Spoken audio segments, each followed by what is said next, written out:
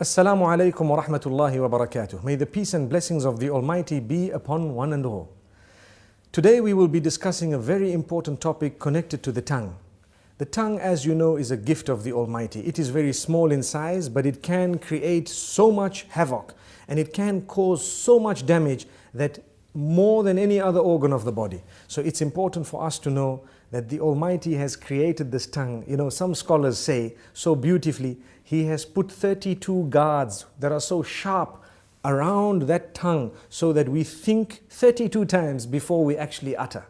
And it's amazing how the tongue is so small, it moves 1,001 times in a minute up and down, and yet it does not get cut by these sharp knives around. This is the gift of the Almighty. So consider it a gift. Use it as a gift. And the reason we say this is to concentrate more on a specific department of the use of the tongue, and that is when it comes to those we mix with, beginning or starting with our wives, our husbands, our family members, our relatives, and then those we interact with, our friends, and so on.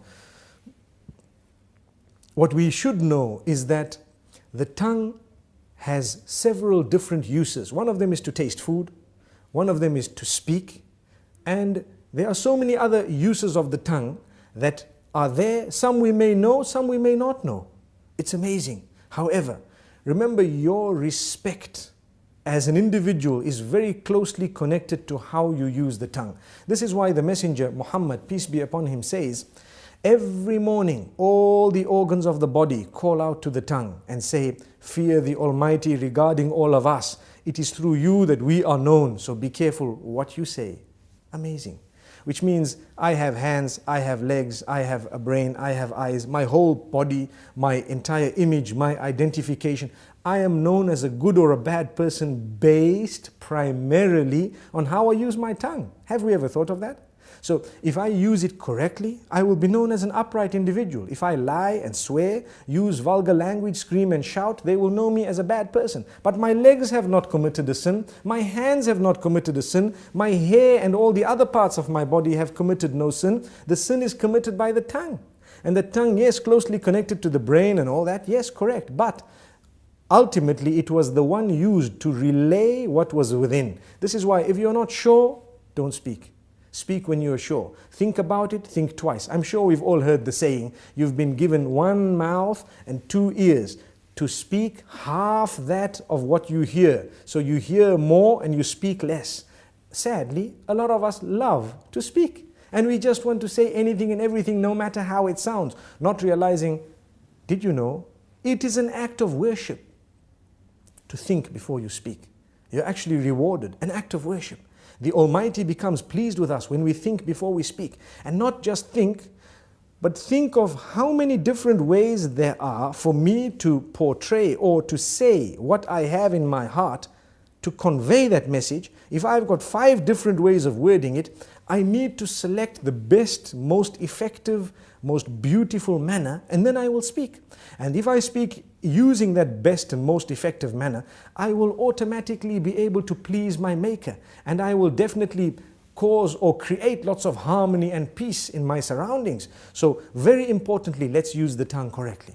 Number 1. Number 2 is not only the selection of words, the tone as well. Very closely connected to that. Some people scream and yell, they shout. Shouting will reduce your respect. The more you yell, the less people respect you. The next time you say something, nobody will want to listen to you because you're used to screaming. And this is the whole reason that we say, speak with a tone that is audible, but a respectable term, meaning respectful tone.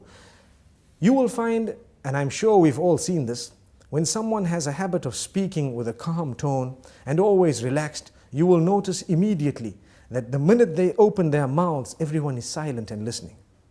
Whereas when you have another who's always yelling and screaming, everybody's yelling and screaming with them. No one knows whether they are serious or not serious. And imagine if you hear a person yell or scream who has never ever done that in his or her life. Automatically you would know that this is something very important because this person does not use this type of language or does not scream. Amazing. So this is the importance of the use of the tongue, how it gives the whole image of who we are just by its use.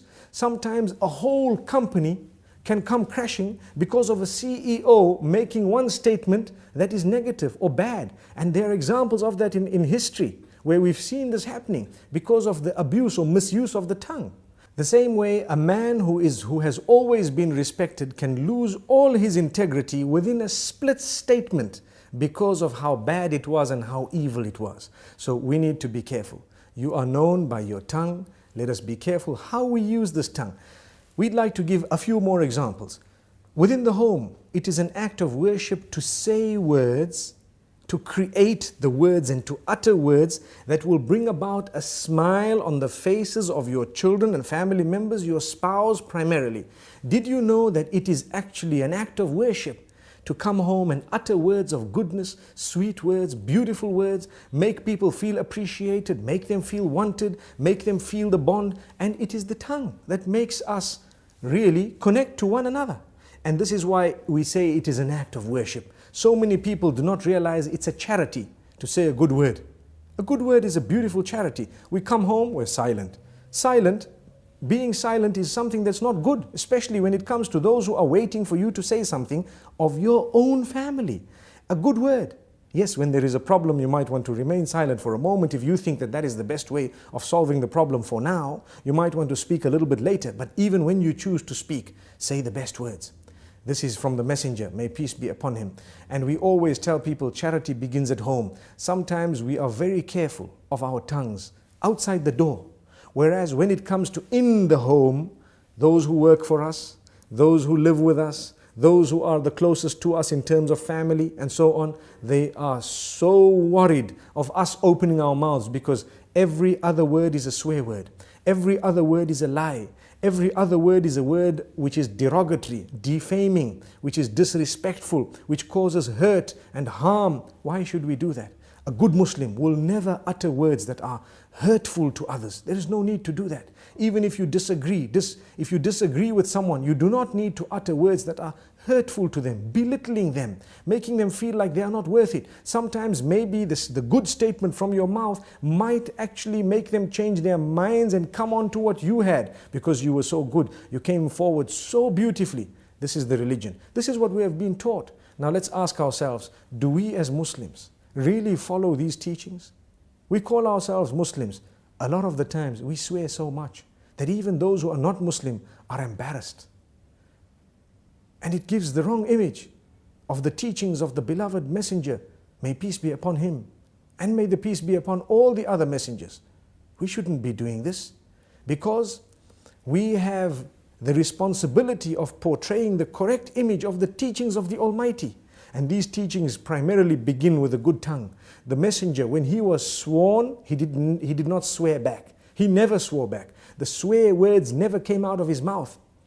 He says, a true believer is not he who is vulgar, is not he who speaks hurtful statements, is not he who lies, is not he who utters words that are hurtful to people, words that are incorrect, unjust. So we need to learn from this.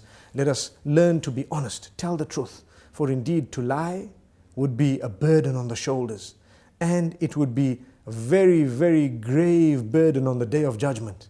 We should not be lying. We should not be hurting people's feelings. I hope I've said a little bit to motivate people to use their tongues in a better way, starting with myself and then everyone else. Remember, choose the best words, choose the best expressions, for indeed, to do that is a great act of worship. Until we meet again, Assalamu alaikum wa rahmatullahi wa barakatuh.